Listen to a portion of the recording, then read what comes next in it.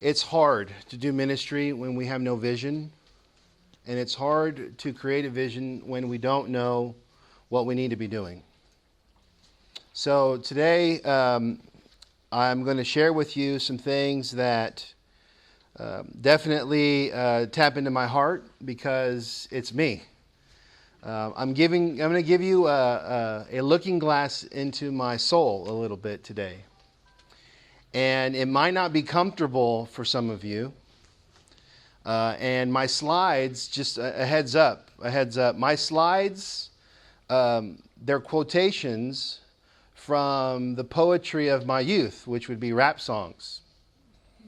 Okay, and that's what I mean. You might not be comfortable because of some preconceived ideas about hip-hop music. But I promise you, I will connect the feelings that are shared in these lyrics or quotations from, some of the things that I watched growing up. They've lingered with me. They've been proven to be true principles regardless of where they come from. And so just want to warn you ahead of time. So if you see artist names like Ice Cube, you'll understand why, okay? I don't know if any of you know who that is, but we got some people who know.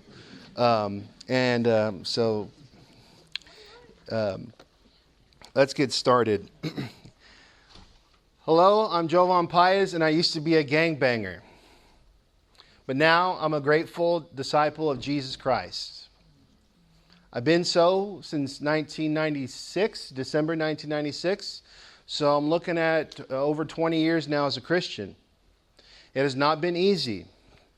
I've been misunderstood. I've misunderstood my brethren. And then I found a way to dovetail back and be comfortable in my own skin. And that is perhaps one of the most soul-searching parts of this whole thing is I've not been comfortable sharing my story. When I first became a Christian, I would often go to events, and my preacher would, at the end of services, call my name and talk about me to a whole group of people I didn't know, about my conversion from a street gang to a Christian. Today I understand why. He was proud. He wanted to put on display an example of what Jesus can do. At the time, I was hugely insecure. I was hugely embarrassed. And I felt like a trophy in the negative way. And it would often make me feel uncomfortable going to places. And even when I went to go look for schools, I would always be introduced. This is Jovan. He used to be a gang member. So I'd get the questions, have you ever killed anyone? And even if I had, that's not something I have, and don't get me mad, it's not sort of, it's not one of those, Incredible Hulk moments. You wouldn't like to see me when I get angry. But it would often be, for them, academic, for me, very personal and embarrassing. I can't tell you that I've never hurt anyone that contributed to their death. I don't know, to be honest. And it's something I have to deal with my whole life. I'm friends with people that have done drive-bys. Okay? I'm friends with people that have done mob beatings. All right, so, and to be all fair and honest, I've been complicit. I don't know when those things happened anymore, and I've had many conversations with friends, members of the church, that are police as I've sorted out my emotions about my past. But now I'm here, and I want to go through some slides with you. But I just wanted to share some of these things with you. And the first thing I want to say, just a matter of principle, no matter who you are, no matter what you've done, and no matter where you've come from, there's a place for you in the kingdom of God. Amen. And that is a principle we need to get down not just academically, but practically. We need to make sure everybody understands that there is a place for them in the kingdom of God. Maybe they need to grow and develop before they can contribute in a very meaningful, deep way, but they need to get that hand, that extension, that Barnabas going to get Paul and bringing him to ministry kind of love and respect. So I'm going to be raw. So I'm a little nervous about that.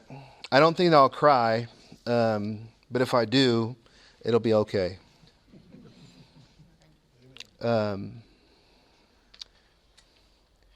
So as I share this story, let me tell you a bit about myself. You know the headline, okay? And you might be saying, he doesn't look like a gangbanger. Doesn't even look like an ex-gangbanger. There's no tattoos on his face. There's no, mi vida loca stuff. I'm not a cholo. I don't have an accent. I don't lean back. I don't have a gangster lean, Those things are all retired. Just letting you know. But this is how I grew up. I grew up in a broken home. My father left when I was 8 or 9. I was raised by my mother and my grandmother, and I was surrounded by an aunt and all my sisters. And so it was a very strange place to be as a little boy. No male figures. Lots of guys came in. Possibly, role models, not really in the end. And I sort of just wandered around. And yet in my house, it was, and my sisters and even my older brother, they're all 10 years older than me. So I saw them drinking in the house, partying in the house, rushing people into the house because they got stabbed in a gang fight or a street fight or whatever it is. I used to ride the rails in San Francisco, literally on the streetcars and on the connecting parts. I was hanging on the windshield wipers as a 5 to 7 year old kid going through the streets. I used to break dance for money, for pizza money, video game monies at Pier 39. So if any of you 30 years ago, 40 years ago were in San Francisco and you saw a little kid breakdancing, that was probably me. As I got older, I grew up in a Catholic faith, and I was an altar boy, and I did everything from kindergarten to 8th grade. Also, I grew up in an Irish community, so I've earned the right to say, Milati and all that, because it was very Irish. Everything was either a Dubliner, and that's where you went to get your drink, and so between my Irish culture in San Francisco and my Catholic culture and my very worldly culture, those would be forces that really entered into my life. And so when I left the church, Catholic church, I went to the thing that I was naturally disposed to be a part of, which was partying, drinking, etc. I was a freshman for 3 years in high school. By 8 o'clock every morning, I was probably drunk or getting high every morning. And at some point in 1996, all the things in my life came to a head, and I needed to know if I was going to go to heaven or not. I can't explain to you how and why I had that conversation with myself, but I did. And this is the story that we're going to talk about. And hopefully we will have time to talk about how we as a church can better integrate our brothers and sisters that have come from urban or gang or other type of urban environments and cultures into the church. Appreciate the insights they bring to us about the sin in the world, the darkness in the world, the brokenness of the world. And hopefully then we in turn can offer community, family, mentorship, discipleship that will be meaningful for them so they can go into their communities and bring them the gospel. And that's ultimately the goal here. So, don't read that out loud or anything. This is from a rap song about Frisco, about San Francisco. And it was a rap group called IMP. And the rapper is named Kunut. So, and in this song, he's talking about where he's from. A lot of pride of where he's from. And you have to understand that when you live in the streets, when it is part of who you are, when it's in your DNA, this idea, I come from the streets of the sucker-free San Francisco, SF. Because in the streets, you have to depend on not your sixth sense. You gotta trust your heart, your instincts, that the person in front of you isn't out to get you. And you have to do that quickly. You have to assess as fast as you can whether someone is friendly or not. Let me give you an example of the kind of culture shock. When I went from San Francisco to the metropolis of Henderson, Tennessee, to go to Freed-Hardeman University, okay, I was in downtown, okay, getting lost.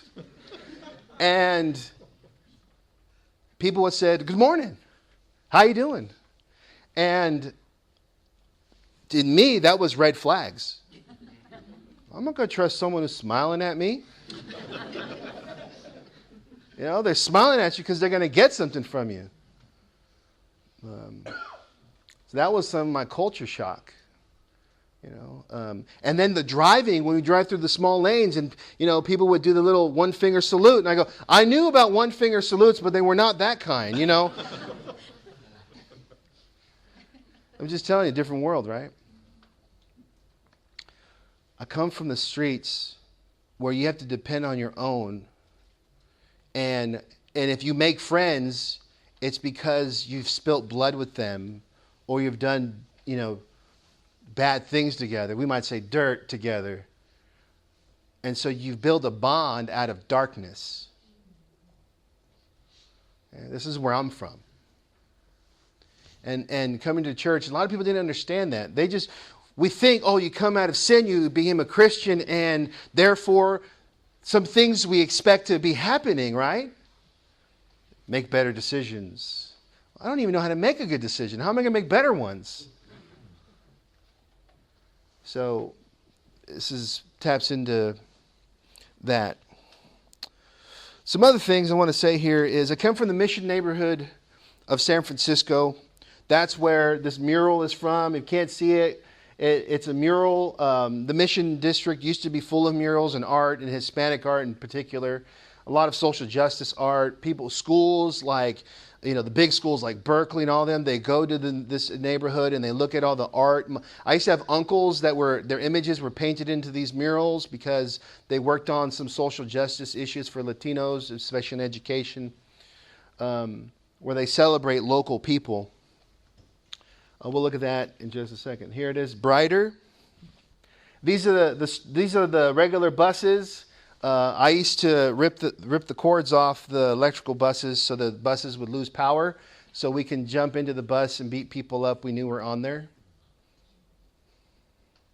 Every letter here has something important about the neighborhood. This is a old school burger joint where this car is doing some, donuts or something, and I got bit by a dog there. Okay. I used to have a youth pass just like that. I used to throw people's shoes on the electrical cords.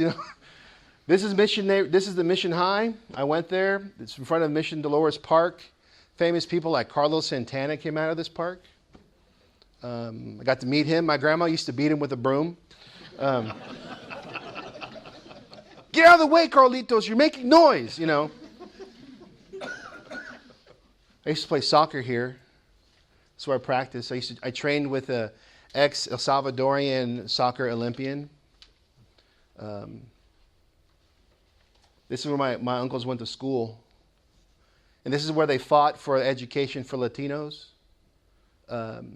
Saying things like, you can't educate someone when you're giving them a complex. It just doesn't work. I've appreciated that statement, and it's even true in the church. You can't disciple people when you're giving them complexes. So I'm using this mural for a moment just to give you a sense of where I'm coming from. That's what you might think it is. It's marijuana. Okay, sorry. This is our culture and celebration. There's guacamole. Okay, you can't be a gangbanger without that. Now, let's get into something more serious here.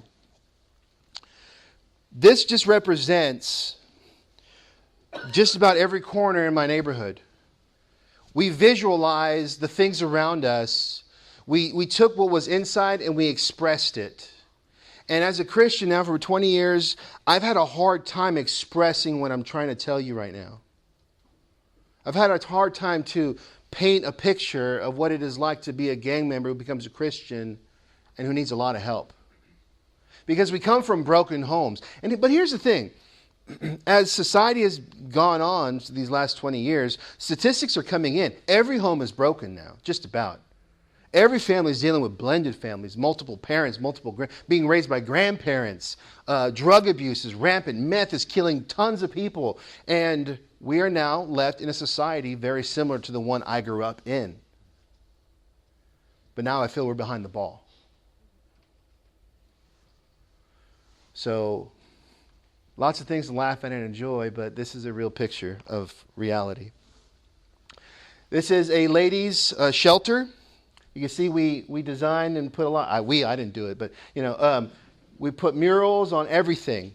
This is where women go because they're from battered homes. So they bring their children. They hide from husbands or boyfriends that are beating them up, and we shelter them in these buildings, and we put art on them to show a story of some kind. This is actually my street corner. This is where I'm going to begin to tell you what happened to me. This is one side of a BART station, the underground trains, and that's the other side. So there are two sides, and I hung out mostly on this side. This is where I would get my first job. I ended up working at a store I robbed once. That was interesting. It was a Nike. It was a Foot Locker store, and I put on some shoes and ran out with them. They were really good for running. I ended up getting a job there 6 months later, after I became a Christian and gave back the shoes. But here, 24th and Mission, a very unassuming street. Why this street corner? Well, part of it's a center of the Hispanic community. But it's also, interestingly enough, the place where my father came when he ran away from home at 16 years old in Guatemala, walked all the way from Guatemala to San Francisco, stopped right here and said, where do people without homes live? And it became my neighborhood when I started running away from home and creating my own sort of community. I used to rob drug dealers here. I used to, if anyone wore the wrong color, I used to beat them up. It didn't even matter if they were unassuming. This is where my story begins as a Christian. You see, I had friends with into a lot of dark places. I had friends who were pimps. I've been on scouting trips to see if there would be women who would be, possibly willing to enter in that field. I've seen the phone calls when they call home. Mom, he's going to take care of me. He loves me. He's going to clothe me. And I'm knowing that's not true. I've seen little kids, 12 years old, who because of the neighborhood they're in, they had to wear certain colors. And so they were wannabes. They were not actual gang members, but they identified, and all of a sudden they're in trouble now. And now they want us, the gang members, to embrace them. And so guess what? There are these guys that are 20-something years old beating up ruthlessly little 12-year-olds. Only for them, maybe, in one story, on the first day of after being initiated, they got into a gang fight, hidden under a car, and the opposing gang guy just unloaded his gun, not knowing he was just 11 years old. All these things going in my heart. And I said to myself, I just want to go to heaven. What am I doing here? That's literally what came out. I don't know how. That's exactly what came out of my heart. And so I remember saying to God,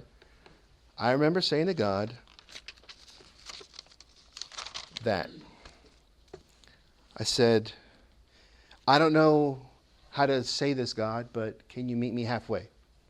I'm going to look for you right now. I'm going to start looking for you. Can you meet me halfway? Because I'm tired of this. I'm so tired. There's so much dark stuff around me. I'm tired of seeing girls call home. I had high school friends, classmates that I would have loved to date. I never thought I would have a chance to date them. And I saw them walking in the streets now. Employed by my friends. Meet me halfway. Interestingly enough, that night I went home. I was getting ready to go out with my friends. We were going to go drive around and cruise. Probably get in trouble. And I remember grabbing for my shoe under my bed, and you know what I found? A Bible. I didn't even know I had a Bible. I'm not saying it just magically appeared. No hocus pocus, no Harry Potter magic. It was there somehow. It slipped through the cracks of life. Maybe someone gave it to me, whatever it is. I think it was a Gideon Bible, so probably someone slipped it in my backpack at school when I went. And there it was. I said, all right, I'm going to go out tonight, but I'm going to start reading. So I started reading a Bible. I fell in love with Jesus. I fell in love with Jesus. And let me tell you something. We talk about strategies of evangelizing people. I never went through a Jewel Miller film strip. I never went through Tisdale charts to become a Christian. I didn't go through any of that. Do you know what I did? I went through Jesus. I read Him. And I started doing in my head what I read Him doing. And people would look at me on the bus. Who are you? You sound like, and kind of act like a Christian. I go, I don't even know what that is. But if that's what it is, okay. It just so happened that my brother, while I was going through this process, my older brother, he had been converted in the military by his superior officer over the question of if he had been baptized or not. And so he went and started the study with his superior officer, and he got baptized.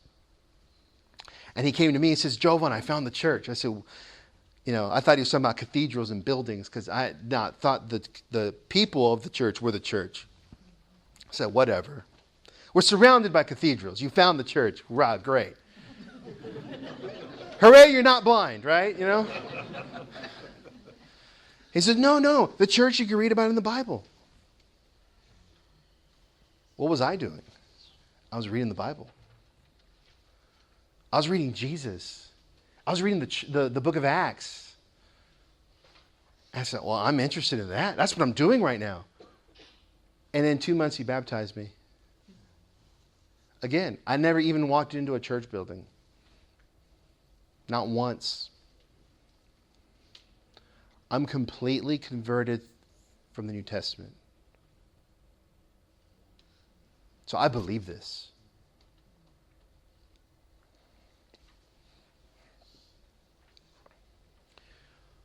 God met me halfway.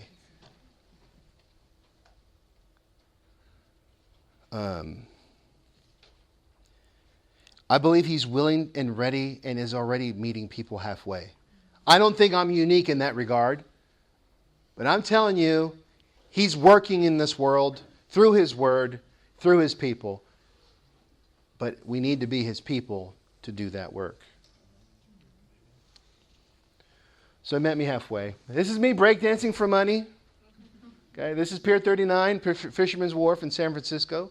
This is not breakdancing for money. This is after a gang fight. And if you can find me, right here, if you can find me, that's me. And this Polaroid is actually a Polaroid of taken by the SFPD. They took one Polaroid for their gang book and took one and gave it to me. And then I went to the hospital because I got hit with a baseball bat on my elbow. I still have this in my office. Just a reminder that this is where I come from. I know who I am. So I know where I'm going. And I know what I can contribute. But that was my best friend since kindergarten. And over here you can't see him, but one of my best friends who was my ace in the streets because, believe it or not, I wear contacts and I'm extremely nearsighted. I couldn't even read, if you put the letter A, I couldn't read it from here to there. He was my ace in the hole telling me if things were happening if I didn't have my glasses. You see I'm wearing glasses right there. I converted his baby brother after being in prison for 10 years. And he went to college after being in prison. Then he went to Freed Hardeman and got a bachelor's in Bible. And then he has a master's in ministry. And over the last 2 years, he was preaching the gospel as a full-time preacher in Tennessee. Now he's back in California helping his family. Doesn't matter who you are, no matter where you've been and what you've done, there's a place for you in the kingdom of God. So this is me. Now let's get to some other things here. This comes from a rap song called The Players Club. I don't know. I doubt anyone's ever heard of it, but that's okay. Like I said, these are not Bible verses, right? No one's gonna memorize these, okay? But the rapper named Rappin' Fote, right? That's how we say it, okay? This song reminds me of my friends, and I want to tell you about this. The phrase, this here is about how tight-knit these guys are when they're out there doing their promiscuous stuff. Me and my friends, we're tighter than a glove, right? We're tight. Right? We don't let girls get in the way of our thing, our crew, our club, whatever. Right? That's the psychology of how tight we are out there in the streets. We'll do stuff together. We won't tell anybody. If you did something bad, I won't going to share it. I'm not a snitch, right? You know these phrases, right? Okay, I'm telling you, it's real. I lived it. So when I become a Christian and I can't be tight with my friends like this, issues emerge. One night my friends called me and I had to say no, because I'll tell you something. I wasn't strong at the beginning. And I doubt anyone's really strong at the beginning of anything. Yeah, I quit cold turkey, smoking cigarettes and drinking and drugs and all these other things that I was doing. Not very easy to do, but I was able to do that cold turkey. I had relapsed in the last, not recently, but in my Christian life, I'm not going to say I did it and I never relapsed. That would be hypocritical. Well, one night they called me and they said, hey, let's go out. I said, I can't. They said, why not? I said, well, let me tell you why. And here's the thing. I did not have the words. I didn't have the wisdom. So I depended on God. And God spoke for me. I read to them Proverbs chapter 1 on the phone. You know what it says? Let me read you some of it. Chapter 1, verse 8, Hear, my son, your father's instruction, and forsake not your mother's teaching, for they are a graceful garland for your head and pendants for your neck. My son, if sinners entice you, do not consent. If they say, come with us, let us lie in wait for blood. Let us ambush the innocent without reason. Like Sheol, let us swallow them alive and whole, like those who go down to the pit, and we shall find all precious goods. We shall fill our houses with plunder. Throw in your lot among us, and we will have one purse. My son, do not walk in the way with them. Hold back your foot from their paths, for their feet run to evil, and they make haste to shed blood. For in vain is a net spread in the sight of any bird. But these men lie in wait for their own blood. They set in ambush for their own lives. Such are the ways of everyone who is greedy for unjust gain. It takes away the life of its possessors. And I didn't just read that. I read all of it. Down where, wisdom is walking through the street and she's saying, hear me. And if you don't hear me, when sudden destruction comes, boom, I will laugh at your calamity. And when I was done, my friend said, really? That was it. Really? I said, bro, I'm sorry. I can't go out with you. Because here's the thing. I wasn't strong enough. There are some people in your life you're going to just have to face up. You can't say no to for some reason. You're going to have to stay away from them. Even as a Christian later down the year, getting ready, preparing for preaching, I just ran into my old friends. And because they have a certain influence, I messed up. I had to tell them, I can't go with you. We have to help our brothers and sisters who have friendships like this. But let me tell you something, it's not going to be easy when they have no friendship in church. If they're walking alone, and it was a lonely road. And I was put up as a trophy, okay? I had to go to things and events and gospel meetings, and I knew at some moment my name was going to be called, and I'd have to walk on up there and say, "Hello, I'm the ex-gang member, you know. That's some breakdancing you don't have to pay me for, by the way. But you know what happened? I found someone that cared. Here's a quote from a movie called Boys in the Hood, 1991, directed by John Singleton, a great movie. It spoke to me in very real ways about my own life. It's about South Central LA. At the end of the movie, I know it's the end of the movie, but it's been 1991, and many of you probably not going to care to watch it. But if you do watch it, I'm sorry for the spoiler alert. Or the spoiler. This isn't a spoiler alert. One of the main figures in the movie named Doughboy, played by Ice Cube. He's there, it's an early morning, and they had just killed a bunch of people, a gang or people from a different neighborhood, and they had killed his brother. And he and his friend were sitting there talking, and he said, I was watching the news, and they didn't have anything about my brother being killed or murdered. And he just says this in a really sad way. Now, mind you, he had just got revenge. He goes, either they don't know, they don't show they know, or they don't care what's going on in the hood. Let me tell you something. This resonates with me. Because if we're a church, I've seen churches establish in one community and the community change, and the church does not change with the community. We don't adapt to what's around us, the changing culture around us. We don't change that, hey, this community is no longer maybe white or Spanish or English speaking. It's now a Spanish speaking community. We need to develop a Spanish ministry. We don't do that. We sit and we sit and we sit, hoping, wondering, when are they going to come to us? We're waiting for them to come to us. And we don't even look like them.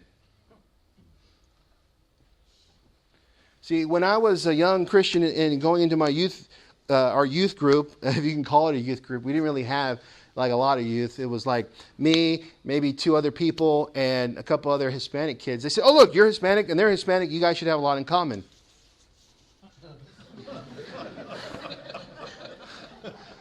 Okay. I'm not going to say, that was inappropriate, but you know what I'm saying. But this man right here changed my life. His name is, he's deceased now. He's a servant of the Lord. I believe, and I look forward to being with him, and I look forward to catching up. But Don W. Hines, he was 75 years old. He was my best friend when I lost the whole world. He sat me down every time we had lunch between services to teach me the Bible. He brought me to his house. His wife fed me food. And I didn't even know it, but eventually one day I ended up marrying his great niece. And his nephew is sitting right here. My uncle, Uncle Kirby. This is the kind of guy that would come home with no shoes on, and his wife would say, what happened? Someone needed shoes. He was a real servant of God. And that's something about street smarts. We know when you're fake. We know when you're saying something, but you're not really going to follow through. He followed through all the time.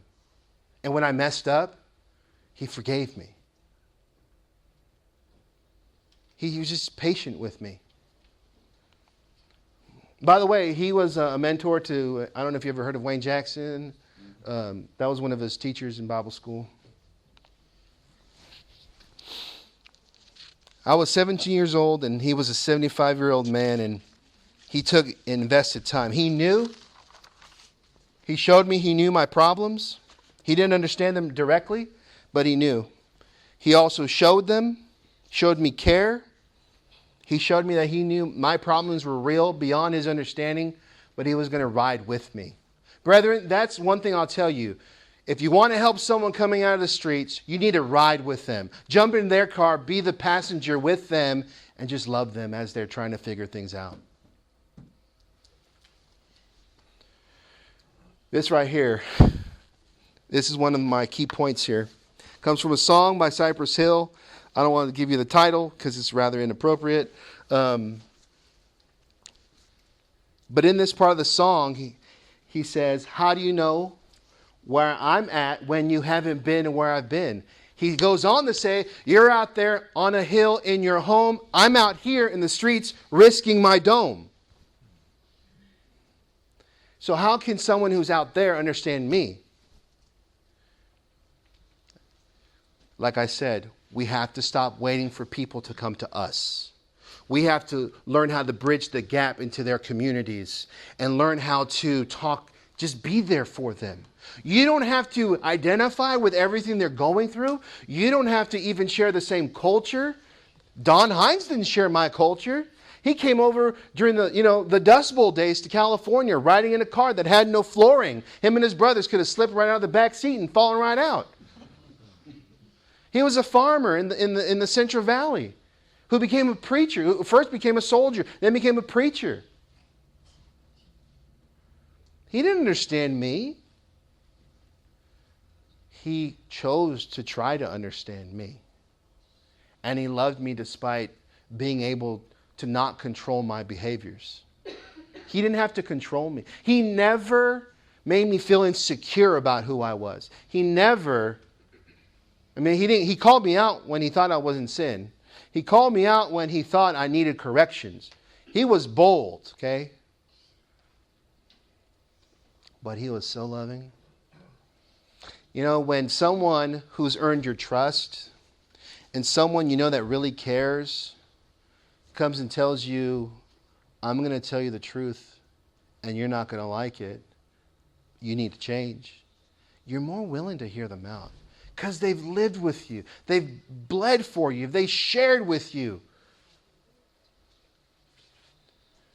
You want to reach a gangbanger? You want to reach someone from the streets? You want to reach someone who's just not from your neck of the woods? That's what you need to do.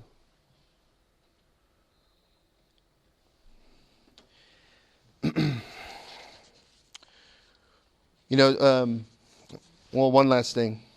We cannot embrace a passive church culture waiting for people to come to us. Jesus said, go. Matthew chapter 28, verse 20. He said, go into the world and make disciples of all nations. In Luke chapter 14, verse 7, and even in verse 23, he talks about the banquet feast. Yeah, we have a banquet feast we want people to come to, but he said, go out into the streets and go invite them. Go. It's the power of the converts eventually that we have to depend on. Yeah, let me end here. It's the power of the convert that we need to depend on. Because like I said earlier, they're the ones on the streets. You want to bring the gospel to the world? The streets are part of the world. And they're the ones that can give you the insight of how broken this world is. They are your primary resource. Don't look for the books. Maybe they'll give you statistics and pie charts and all that stuff. Fine, great. But you have no idea how hard it is to stop meth in a pie chart. You won't know what it's like to try to stop my addiction to pornography from a pie chart. You're just not going to get that. You're not going to get blood and sweat and tears from a pie chart. You get it from the people. This last slide here, it's going to have to be the last slide, comes from a rapper named Tupac Shakur. Probably one of the more famous ones that we've talked about. This is from his song Changes. And in this song, he's really talking about changes that need to take place that will never happen. It's one of my favorite songs of all time. It's like hip-hop's version of Ecclesiastes. It is. Everything is vain, right? Vain, vain, vain. In this song, he talks about, how can the devil take my brother if he's close to me? Look, free will, it's rough. Parents know it when they've lost children to the world. When you've raised kids, you've brought them to church, you try to train them and teach them, and they still run off. Free will, it's awful. But it can also be great, right? In saying that, Timothy had Paul. Titus had Paul. The 12 apostles had Jesus. Elisha had Elijah. Elisha had Elijah. I always get those flipped around. How about you? Did you get that? Yeah. Amen. Right. And Ruth had Naomi. Teach her the ways of Israelite, Redeemer laws. Every one of us could benefit from a spiritual mentor. You want to help people stay in the kingdom of God when they've left the streets and they're struggling through all of their things, all their mess and darkness. You stay close to them. Let them know you're not alone. They have to break away from friends that they shed blood with, done dark things with. They have ties that are going to be hard to break. Stay close to them. Love them. And let them be not just a resource for you, but let them be a place where you can learn how to be a mentor to someone else. Our society is fractured. It's broken more than ever. The nuclear family is virtually extinct, unfortunately, in the sense of comparison to blended families. People are waiting more and more to wait. People are they're living together before they get married. It's a changing world.